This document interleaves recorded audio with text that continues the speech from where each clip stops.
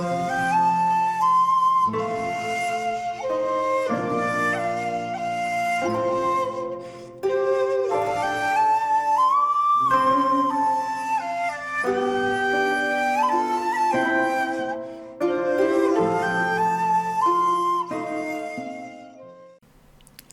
there, this is Solitary Ronin from Solitary Ronin Films, and welcome to our random review.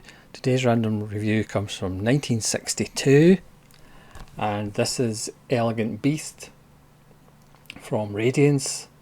This is Radiance spine number 36, and it's another wonderful release. This is a film by Kawashima Yuzo, starring Wakao Ayako, who you may be familiar with.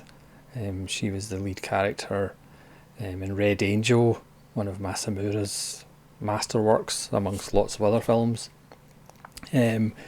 And this might be kind of little known, I'd never really heard of it, but if you've seen Parasite, there's a lot in common with this and Parasite, just in the sense of a kind of family of kind of grifters or con people, as a way of making money. There's a Yako in the back cover. There is reversible artwork, as with all of Radiance's releases. There's familiar faces. Certainly the role of the father is a familiar face, as is one of the operatives from a company that the son works for. And again, there's nice essays, a kind of overview of Kawashima Yuzo's career. The extras is a commentary. No, it's not a commentary. There's an interview with film critic Toshiaki Sato. There's an appreciation by filmmaker Toshiaki Toyoda, who says his film Hanging Garden was very much influenced, and you can see the similarities with that film as well as Parasite. There's a visual essay by Tom Mez on the post-war architecture in Japanese cinema, where most of this film is kind of shot. So it's a beautiful cover as well. I don't know whether you can read that, but it does kind of point out everybody as far as being swindler, grifter, trickster, hustler and taker. The story itself isn't that remarkable. It is very much a kind of chamber piece, stage bound, or could be very stagey. But the reason I wanted to talk about the film is how it's shot. So as I say, it tells the story of this family of 4 people who are all kind of trying to make money because they don't want to go back to the poverty that was kind of left after the American occupation, after World War II. So it is kind of political, social political in that sense. We see the kind of dereliction around the area. It's kind of situated quite near the kind of harbour front. So there's the mother and father, and the son who's embezzling money, or has embezzled money from this company that is hoping to have Elvis Presley come over. They're organising it. And his kind of boss, who isn't the total boss, but his kind of boss, and a woman from accounting, they come over to talk to the parents, who've made a point of hiding like televisions and radios to make it look as though they're really poor and they don't know where all this money's went to. But then we end up discovering that both the boss and the woman from accounts are deeper involved with the son, and this is slowly kind of unveiled. We also have the daughter, who is the mistress of a famous writer, who's kind of grifting money from him as well.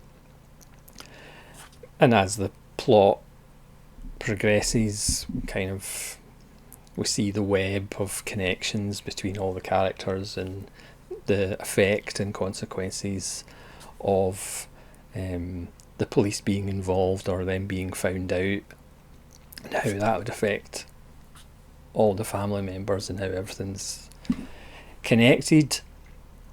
But again, so the story to me isn't the most interesting thing, it's how it's shot, because this is just a masterclass in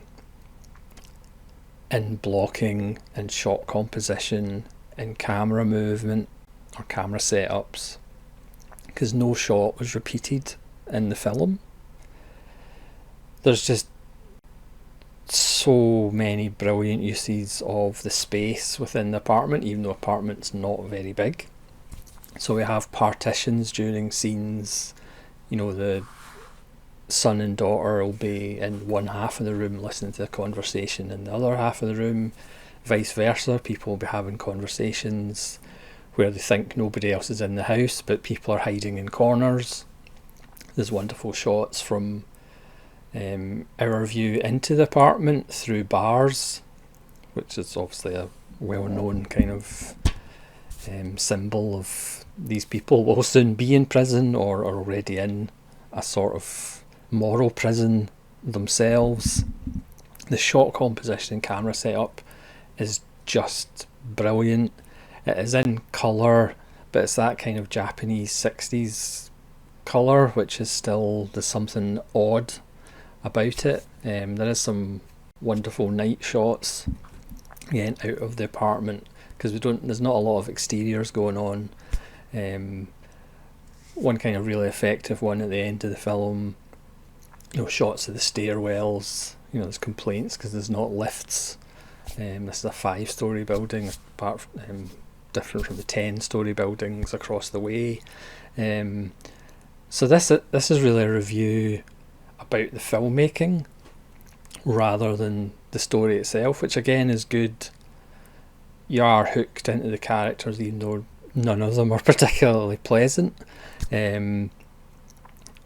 Ayeko gives just a brilliant performance as this woman who is using the men who are attracted to her to get what she wants for herself and her young son.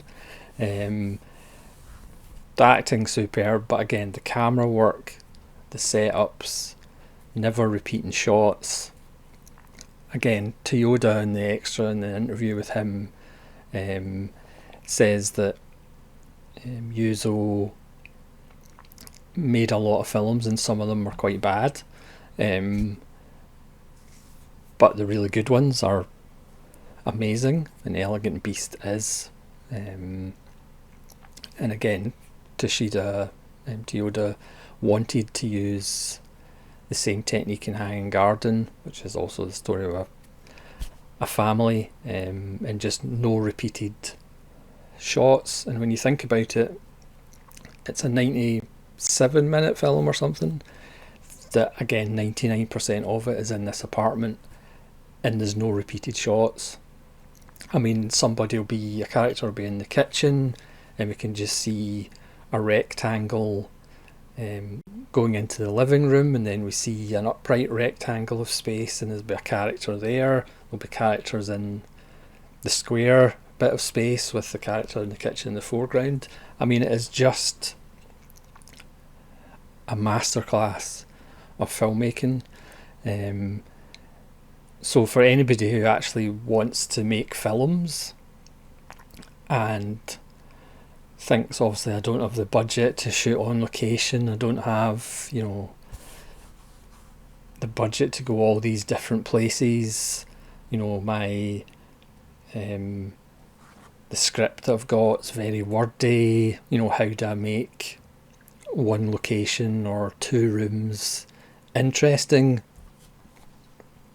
Watch Elegant Beast, because it is a blueprint film for making the most out of one location or one flat, and Again, it has the socio-political side of this family trying to go from poverty to actually living a different kind of life, but obviously they are exploiting people either through sex or money. But then even the quote-unquote good characters, or the victims of their ploys. I mean, the writer has the daughter as his mistress, so it's not as if she's just his girlfriend, and he's not married. The boss from work, he's been doing things that he shouldn't have already. But also on an emotional level, you know, the son's not really prepared to handle Ayoko's character, because she's, you know, playing chess while he's playing checkers. So there is again, it's a very compelling film. You want to follow these characters and what the outcome will be, even though you can predict it's not going to be a particularly happy outcome. But again, from a visual, cinema is a visual art form, and from a visual sense, Elegant Beast is absolutely stunning. As I said, the camera setups, the shot composition, it's on that Kurosawa level. You know, the Bad Sleep Well, the first half is pretty much in a room, but Kurosawa still makes it interesting. Whereas Elegant Beast, you could argue, is on a whole different level, because it's the whole film that is essentially in one flat, in one apartment. Yeah, it's a wonderful film. It's another wonderful release by Radiance. It is Region A and Region B, and it's rather fantastic. As I said, it's a fantastic cover, and certainly another Japanese director to look out for and try and see more of their films, as if we needed another Japanese director to try and find all their films. But again, if you're a fan of cinema and how films look, then Elegant Beast is an absolute masterclass. So thanks very much for watching this random review. Please let me know if you've seen Elegant Beast and what you think of it. And hopefully you'll join me again for more random reviews. This is Solitude Ronan from Solitude Ronan Films, saying farewell.